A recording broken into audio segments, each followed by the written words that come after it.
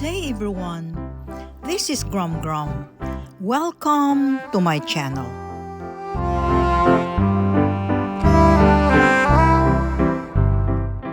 Although it is possible to acquire almost any plants or variety these days from a plant store, the idea of a Passalong plant has not lost its appeal. Passalong plants are plants that have survived in gardens for decades by being handed from one person to another.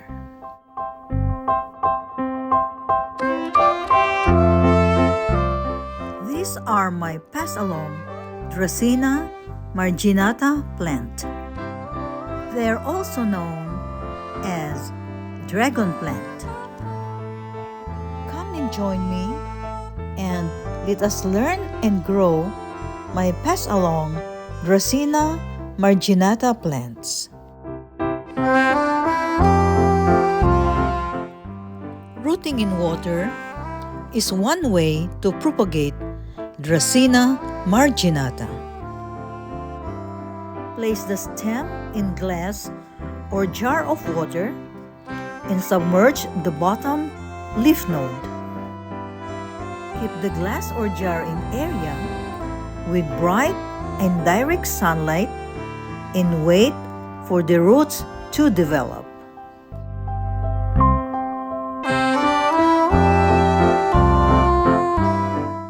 Roots can sprout from stem nodes. The plant will live by sucking up water to keep alive. After 30 days, sprouts are coming out from the stem nodes. Eventually, it will produce roots. It has been 2 months when the roots looked like this. The plant has rooted enough to survive in soil and continue rooting. Now it is time to transplant in soil.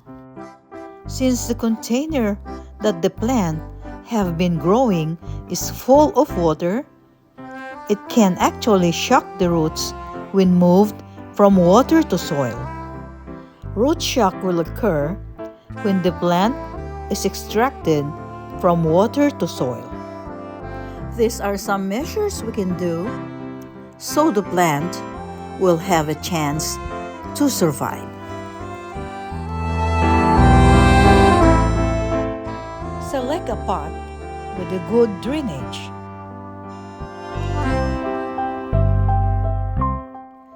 Since the water where the plant was rooted is unfertilized, I used an unfertilized soil like organic compost soil.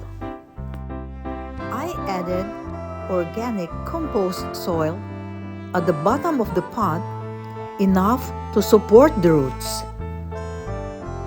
This organic compost mix will help the roots adjust to the soil. The goal is to keep the soil as moist as possible to mimic the growing environment where the plant was moved from. Water the plant every day, then every other day, then every 2 days, then gradually wean to its natural watering cycle.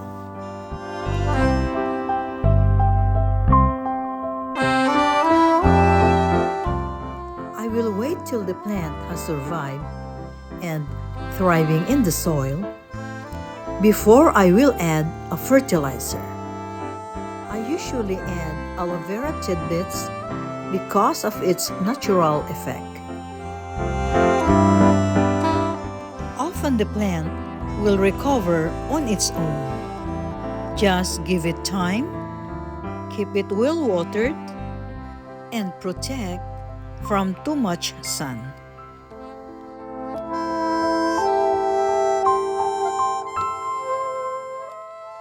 Another way to condition the plant to avoid root shock while rooting the plant in water is to add a bit of unfertilized soil weekly. Just muddy the water at first. The soil will soak up the water.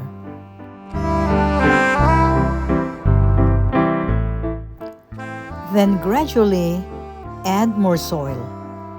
Eventually, water will become more soil. It is an easy way to let the plant roots grow in the soil without completely shocking them. Then place the plant in direct sunlight.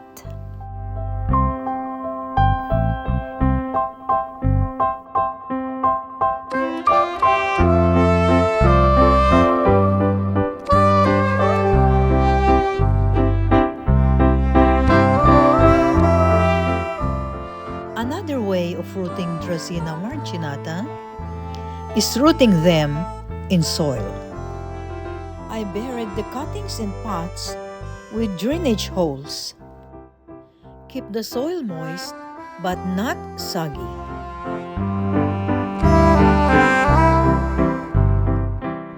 Although you won't able to see, the plant should grow new roots in 4 to 8 weeks.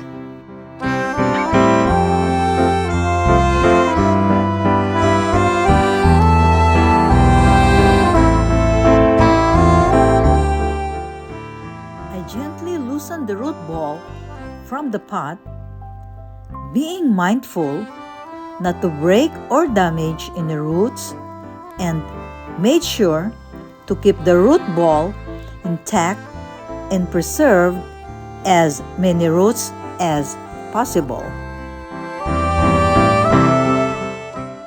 I add aloe vera tidbits in my new transplants. It is a natural way to improve soil structure and fertility. This plant stayed on its original pot, so the roots will not be disturbed. I fertilized this plant with aloe vera tidbits and covered it with more potting mix.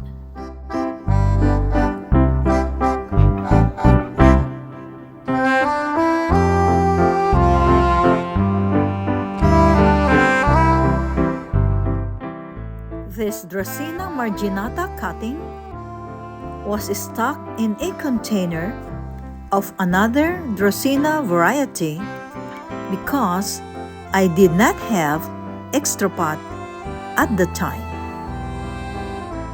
Now it is time to transplant.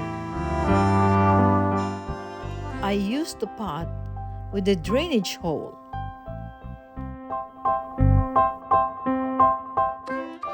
I added fresh layer of potting mix at the bottom of the pot, enough to support the root.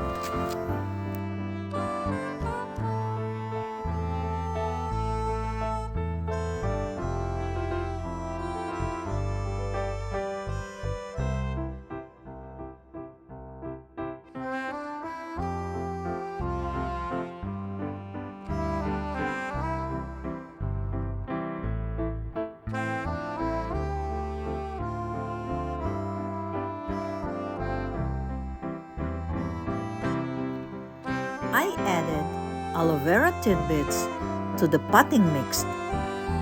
Aloe vera gel also contains enzymes and plant hormones that help to reduce transplant shock and boost the plant's resilience to stress and disease.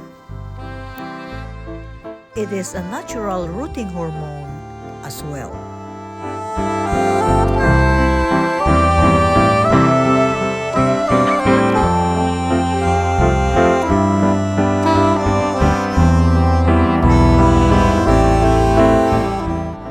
These newly repotted plants should be watered when the top inch of the soil feels dry. Allow the soil to partially dry out between waterings. Adjust the watering frequency based on the plant's growth and conditions.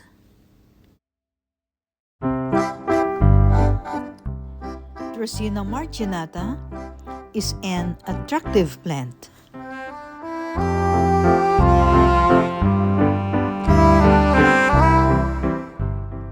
It has a green sword-like red edge leaves. The deep green leaves create eye-catching touch and draw attention anywhere it is placed.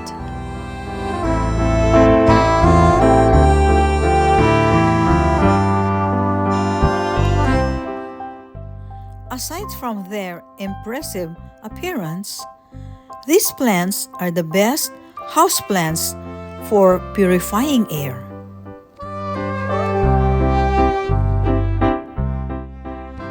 These plants works as natural humidifiers.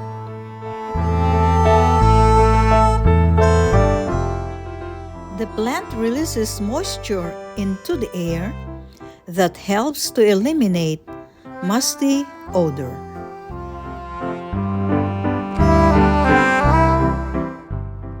These plants deserve moments in the spotlight because they symbolize happiness and good fortune. Thank you in joining me in creating new plants from existing ones.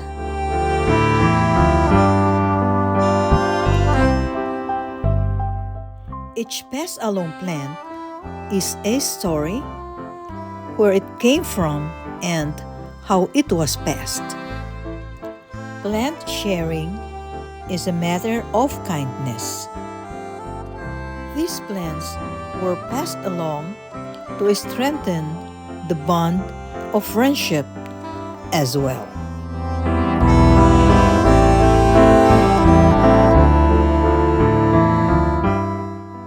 Thank you very much for watching my video. Please subscribe to my channel, like, and share.